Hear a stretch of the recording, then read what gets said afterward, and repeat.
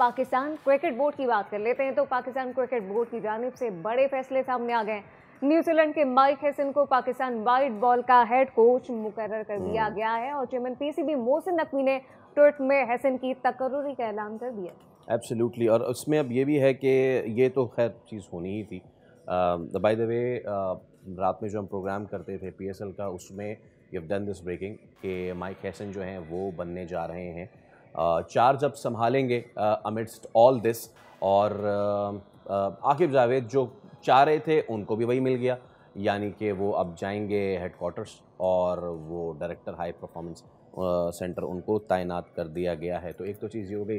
फिर दूसरी चीज़ें ये भी हैं कि अब पीएसएल जो है उसकी भी डेट अनाउंस हो रही है, बहुत सारी चीज़ें हो रही हैं। सो क्रिकेट रिलेटेड बहुत सारी चीज़ें हैं। उसमें अब देखना ये है कि बांग्लादेश का टूर है, that's also on the cards. और लेकिन सबसे जो अहम बात है वो ये है कि मोहसिन नकवी जो है उन्होंने ट्वीट करके बता दिया कि भाई ये अब सिचुएशन है। तो पाकिस्तान के क्रिकेट में अब क्या कुछ चल रहा है, इस पे again there is another issue. जो मेंटोर्स हैं फाइनली उनसे अब छुटकारा मिल गया है, जिनमें सकलैन मुश्ताक, वकार, सरफराज, मिसबा। शुएब मलिक को कहा जा रहा है कि उन्होंने ख़ुद से जो है वो रेजिग्नेशन दी है।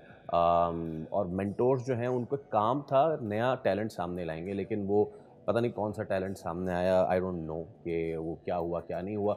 अब कहना यह है कि इंज़माम और मिसबा को बोर्ड में अहम जिम्मेदारी भी मिलने का इम्कान है। तो इस सब पे हम बात कर लेते हैं।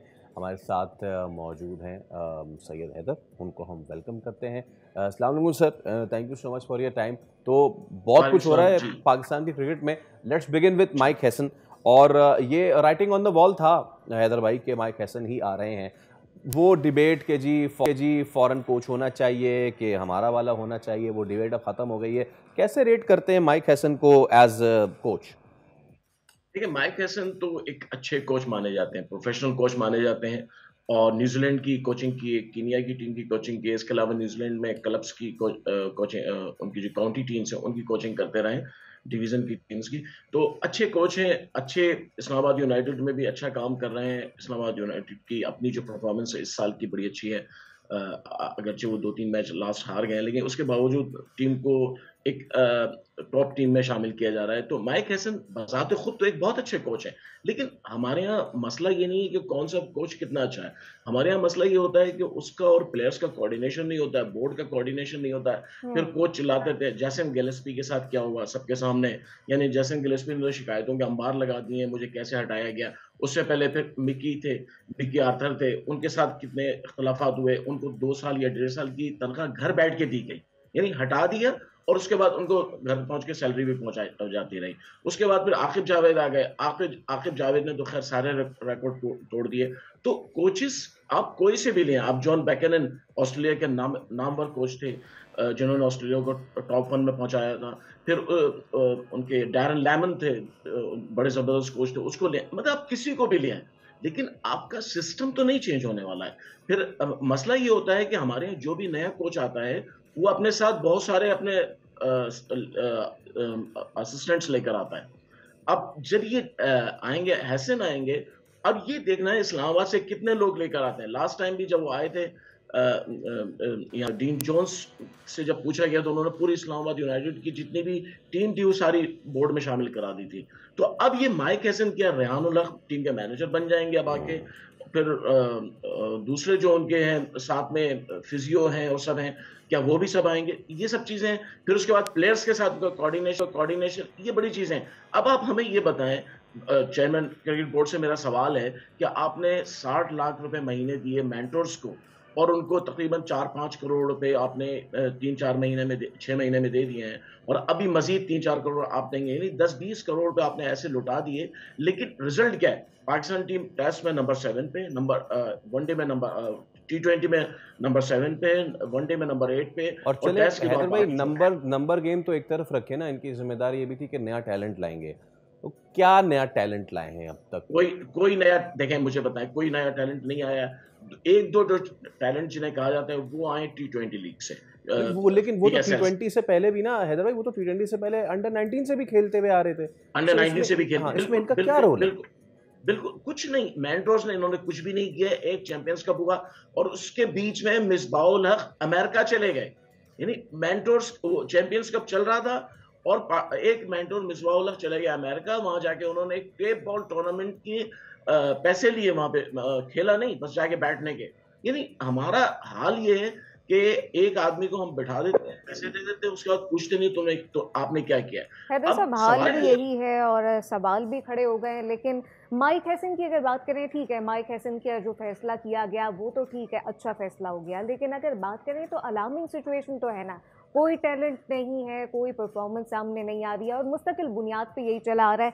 लेकिन अगर आकिब जावेद की अगर बात कर लें, अभी डायरेक्टर हाई परफॉर्मेंस उनको तैनात कर दिया गया है, क्या कहेंगे? जब देखें जो चीज रह गई थी आकिब जावेद ने पाकिस्तान टीम को तबाह करने में, वो भी अब वो सेंटर में जाके कर देंगे। अब यहाँ टीम तो बर्बाद हो गई। अब जो वहां पे जो यंग प्लेयर्स, अंडर 19 के प्लेयर्स वहां पे ट्रेन करते हैं अपने आप को, उनका भी वो भी बर्बाद हो जाएंगे। यानी जब हमें पाकिस्तान की पिचेस पे और दुबई की पिचेस पे एक स्पिनर की जरूरत थी तो हम फास्ट बॉलर्स खिला रहे थे, और जब हम न्यूजीलैंड गए तो 3 स्पिनर्स यहाँ से लेके गए। यानी पता नहीं कहाँ चला गया माइंड इनका, मुझे समझ में नहीं आता। हम एक्सपर्ट होते हुए इतनी बातें कर लेते हैं, क्लब्स के खिलाड़ी होते हुए बड़ी बातें कर लेते हैं, लेकिन हमारे ये आकिब जावेद साहब को समझ में नहीं आती है। सारा मसला यह है कि यहाँ पे किसी किस्म का कोई चेक एंड बैलेंस नहीं है। कहाँ जा रहा है, कौन क्या कर रहा है, कोई पूछने वाला नहीं है। और बात आखिर में यही आती है, अगर कोई जरा सा बोलता है कि जी आप टीम के खिलाफ बोल रहे हैं, मुल्क के खिलाफ बोल रहे हैं, ज्यादा से ज्यादा ये होता है कि बोर्ड हम पे बैन लगा देता है जर्नलिस्टों पे, आप एक्रेडिशन कार्ड आपका नहीं बनेगा, आपको जाने नहीं देंगे अंदर। तो इस चीजों से डरते हुए इस वक्त पाकिस्तान क्रिकेट में जितने भी जर्नलिस्ट हैं 99% खामोश हो चुके हैं, क्योंकि उनके खिलाफ इंतकामी कार्रवाइयां होती हैं। लेकिन हम सब चीजों को भूलकर एक चीज, पाकिस्तान हमारा मुल्क है, पाकिस्तान के साथ इतनी, जब पाकिस्तान क्रिकेट के साथ इतनी तबाही और बर्बादी होगी तो मैं समझता हूं कि सबको बोलना पड़ेगा। आकिब जावेद का कोई रोल नहीं था पाकिस्तान टीम को बनाने में या कुछ करने में, उसमें ना और अब मजीद को जाके तबाह करें। होता ये है कि जब कोई बच्चा फर्स्ट आता है तो उसको गिफ्ट के तौर पे क्लास का लगाया जाता है मॉनिटर।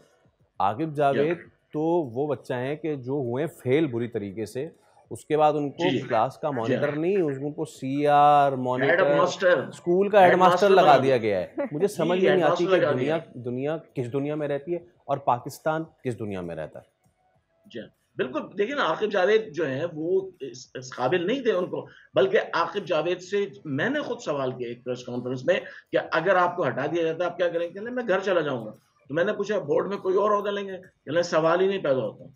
तो यानी उन्होंने कहा out of question that I will take any other position in the board. Now he is become, अब वो परफॉर्मेंस सेंटर के हेड बन गए हैं। तो अब ऐसा लगता है कि ये सारे लोग जो हैं, इनकी बातें सामने कुछ और हैं, अंदर कुछ और हैं। अब अच्छा, फिर माइक हैसन जब मैनेज बन जाएंगे, यहाँ पे टीम के कोच बन जाएंगे, फिर नया एक कॉन्फ्लिक्ट शुरू होने वाला है। वो ये है कि माइक हैसन जो है, क्या वो चीफ सेलेक्टर भी होंगे या चीफ सेलेक्टर वही रहेंगे आकिब जावेद, और उनके साथ जो असद शफीक है और वो होंगे? क्योंकि आकिब जावेद जब खुद कोच थे वो खुद चीफ सेलेक्टर थे। अब चीफ सेलेक्टर वो होंगे, माइक हैसन चाहेंगे मेरे पसंद के, यानी एक बड़ी कॉन्फ्लिक्ट की सिचुएशन शुरू होने वाली है।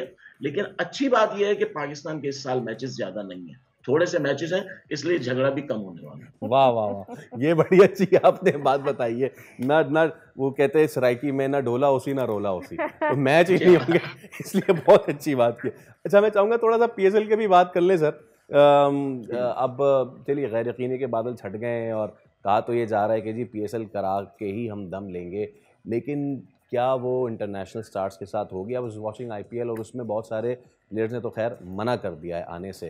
तो पीएसएल, अच्छा अब प्रॉब्लम यह है कि बांग्लादेश का टूर, पीएसएल, तो कुछ समझ में नहीं आ रहा कि चीज़ें कैसे आगे बढ़ेंगी। देखिए अभी स्केड्यूल तो दे दिया है कि 23 को हम खत्म कर देंगे, 24 से जो है वो बांग्लादेश का टूर शुरू होगा, तो वो तो एडजस्ट हो जाएगा, उसका कोई प्रॉब्लम नहीं है। और बांग्लादेश के T20 मैचेस हैं उसको जल्दी जल्दी करा लेंगे। असल मसला जो है इंटरनेशनल प्लेयर्स का है, उसमें अब तक ये हमें न्यूज़ मिल रही है, कंफर्मेशन कोई भी नहीं है कि कराची किंग्स के प्लेयर्स जो हैं वो आ रहे हैं, क्योंकि कराची किंग्स के पास कुछ रिटायर्ड प्लेयर्स हैं। फिर उसके बाद कोयटा ग्लेडिएटर ने भी कहा है कि हमारे प्लेयर्स भी कुछ आ रहे हैं।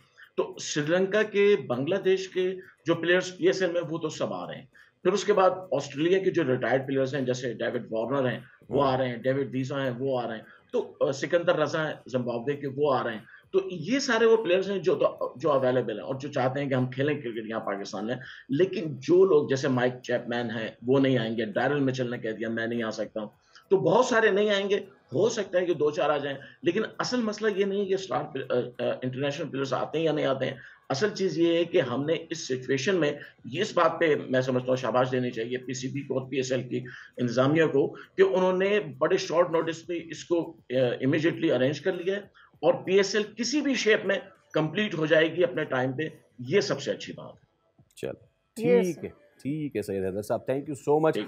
देखते हैं कि करनी है लेकिन वो किस तरीके से हम कंप्लीट कर दें। सब्सक्राइब करें और बेल दबाएं ताकि कोई खबर रह न जाए।